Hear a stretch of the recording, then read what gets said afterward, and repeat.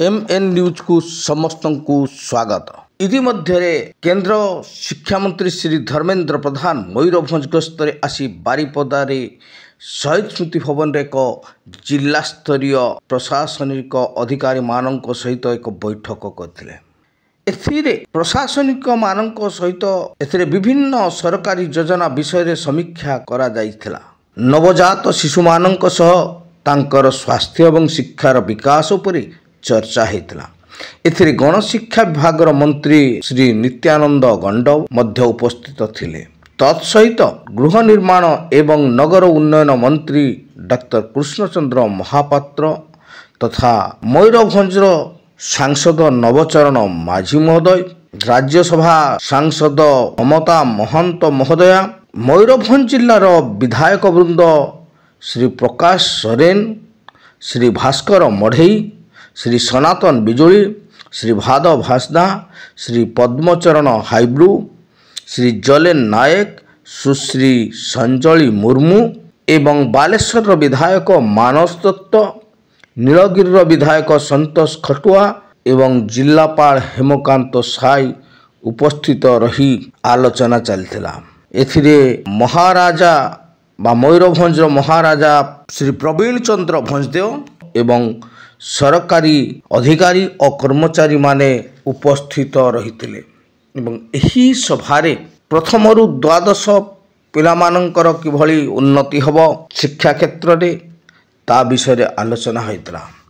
तेबे शिक्षा को छाड़देले बारिपदार स्टाडियम रे छौपड़िया रे जुबली पार्क रे एई भली महाराजा श्री रामचंद्र भंजदेव विश्वविद्यालय मध्य तांकर कार्यक्रम रहितला। सेतिरे से विभिन्न प्रकार शिलान्यास तथा उन्नतिमूलक कार्यर शुभारंभ कराइथिले।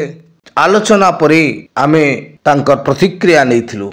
तेबे आसंतु स्किप न करी तांकर प्रतिक्रिया देख सुनिबा एवं तत्सहित जे प्रथम आछंती एई चैनल को सब्सक्राइब करिबा, भल लागिले निश्चय लाइक करिबा एवं शेयर करिबा। आसंतु शिक्षा मंत्री प्रतिक्रिया सुनिबा। मु बहुत दिन पर आज मयूरभंज जिला को आसबार सौभाग्य पाई। मयूरभंज जिले में आम शिक्षा पोषण आउ प्राथमिक स्वास्थ्य संपर्क गोटे समीक्षा आम कलु। मयूरभंज जिले में पखापाखि स्कूल जीवा बयसर 4.5 लाख पिला अच्छा। एठिकार पिला माने किमती अंगनवाड़ी ठू आरंभ करके जन्म परवर्ती रजिस्ट्रेशन ठू आरंभ करके अंगनवाड़ी तापरे प्रथम श्रेणी आरंभ करके 12 पर्यंत समस्त गोटे दक्षता सह पाठ पढ़ंतु, योग्य पाठ पढ़ंतु। तापाई आज आमर एठिकार राज्य सरकार और केंद्र सरकार जातीय शिक्षा नीति को ये ठीक से केमती जिले में क्रियान्वयन करा गोटे जिला प्रशासन तरफ विवरण रखा जाइथिला। मोर अनुमान ये गोटे स्पष्ट दृष्टि सठिक रास्ता जिले में शिक्षार प्रणाली को राष्ट्रीय शिक्षा नीति को लागू करने आरंभ कर स्पष्ट मत मयूरभंज विकसित हेले ही ओडिशा विकसित हम। मयूरभंज रे पाठ पढ़ा को लेकिन बहुत पुराना पृष्ठभूमि अच्छी। आम आज ओडिशार जदि शिक्षा दृष्टि किसी अग्रणी अंचल भाव कहुए मयूरभंज को भी गणा जाए। से ऐतिह्य संपन्न मयूरभंज रे आज आवश्यकता को देखिकी पाठ पढ़ेबार व्यवस्था को आहरी गभीर करा जाऊ, आहरी स्पष्ट करा जाऊ। आज भाव जिलार जो समीक्षा है 2-3 परामर्श भी ठीक करवा और जिले में भल पाठ पढ़ार वातावरण स्कूल शिक्षार गुणात्मक उन्नति कर व्यवस्था करा तो सब एठिकार बंधु मान द्वारा आयोजन कर आज आसी 2टी कारण ये मत आमर सांस्कृतिक रुचि रखुवा बंधु मैंने मत निमंत्रण झुमर देखापी। आज झुमर आज आरंभ हो 3 दिनिया कर्मशाला झुमर आज आरंभ हम यहाँ झुमर देखापी जी।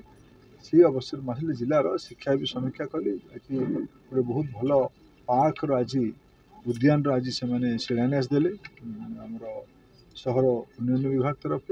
मो स्टाडियम को बहुत पिला दिन आसी छात्र कला स्टाडियम संगे मोर संपर्क स्टाडियम विकास गोटे स्पोर्ट्स हॉस्टल गत दिन किसी आर्थिक व्यवस्था करी। आज स्टाडियम को भी जाइए, स्टाडियम को भी भल करवा, छौ पड़िया को भी आहरी भल करवा। छौ पड़िया से मन मन छौ पड़िया को आहरी सुंदर कर जिलार मंत्री कृष्णचंद्र महापात्र को धन्यवाद देवी से तापाई भी किसी चिंता करें एठिकार एमपी एठिकार एमएलए जिलार सब जनप्रतिनिधि मान को मयूरभंज जिलार विकास में समस्त प्रतिबद्ध अच्छा